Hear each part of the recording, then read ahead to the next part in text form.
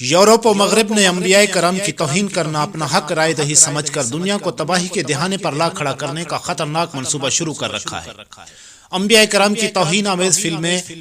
قرآن مجید کی توہین صحابہ سر عام ہوتی جا رہی ہے۔ مسلمانوں کا بنیادی عقیدہ ہے کہ تمام انبیاء کرام پر ایمان لانا، ان سے محبت کرنا لازم و ملزوم ہے۔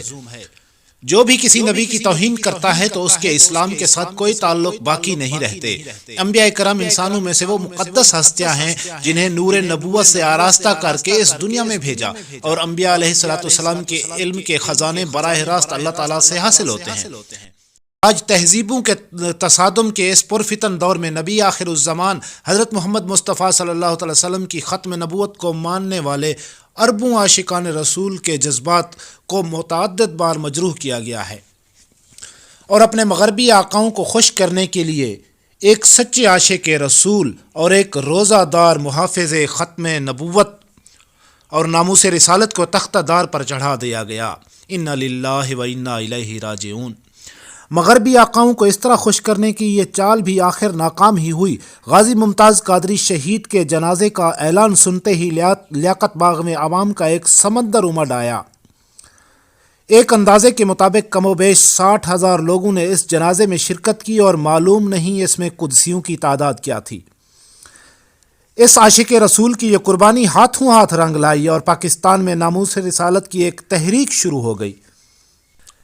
لبرل مافیا اور سیکولرزم کی سوچ کے حامل یہ خیال کرتے رہے کہ یہ مولوی لوگ کچھ ہی دیر میں ٹھنڈے پڑ جائیں گے، لیکن ممتاز قادری شہید کے خون میں وہ طہارت تھی جس نے علماء اہل سنت کے درمیان سے کالی بھیڑوں کو بھی عین وقت پر بے نقاب کر دیا، جو کہ سالوں سے لبادہ خضر میں راہزنی کرتے آ رہے تھے۔ اس کے بعد ملکی سطح کیا، بین الاقوامی سطح پر بھی ناموس رسالت کے قانون 295 اے، بی اور سی تک کو غیر فعال کرنے کی بارہا کوششیں کی گئی، حلف نامے تبدیل کیے گئے، ناموس رسالت کے مجرموں کو انٹرنیشنل پریشر پر ان کمینیوں کی سزائیں کالعدم کی گئیں، اور پھر انہیں سرکاری پروٹوکول کے ساتھ طیارے میں بٹھا کر ناموس رسالت کے عظیم مشن پر سودے بازی کر دی گئی۔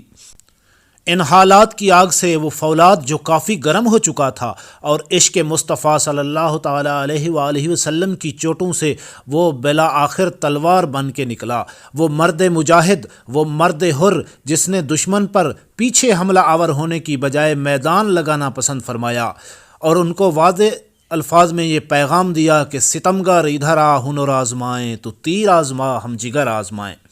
میں جہاں چاہتا تھا آپ اس تحریک لبیک یا رسول اللہ کی دہلیز تک پہنچ چکے ہیں۔ جی ہاں، یہی وہ تحریک ہے جس نے ہر شاتم رسول کو ناکوں چنے چبوائے۔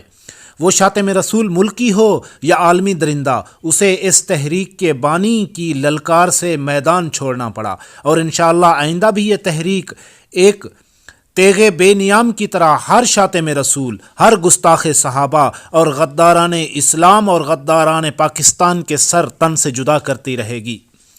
آج ملکی حالات پاکستان کی عوام سے بقائے سالمیت کا تقاضا کرتے ہوئے ہمیں یہ بھولا ہوا سبق یاد کرا رہے ہیں کہ پاکستان کا مطلب کیا، لا الہ الا اللہ، دستور ریاست کیا ہوگا، محمد الرسول اللہ۔ تو آئیے اپنی اس مستفوی تحریک کا حصہ بن کر پاکستان کی بقا اور امت مسلمہ کے دفاع کے لیے سیکولر اور لبرلزم کے سامنے ایک سیسا پلائی ہوئی دیوار بن کر جم جائیں، تاکہ دجالی قوتوں کو یہ پیغام دیا جا سکے کہ اب پاکستان پھر صلاح الدین ایوبی، سلطان قطب الدین ایبک اور سلطان محمود غزنوی کے وارثوں کے ہاتھ میں ہے۔ اے خدائے لم یزل، اے مالک ارض السماء، میرے وطن عزیز ملک پاکستان کو تا صبح قیامت اسلام کا قلعہ بنا کر پوری دنیا میں سرخروئی عطا فرما۔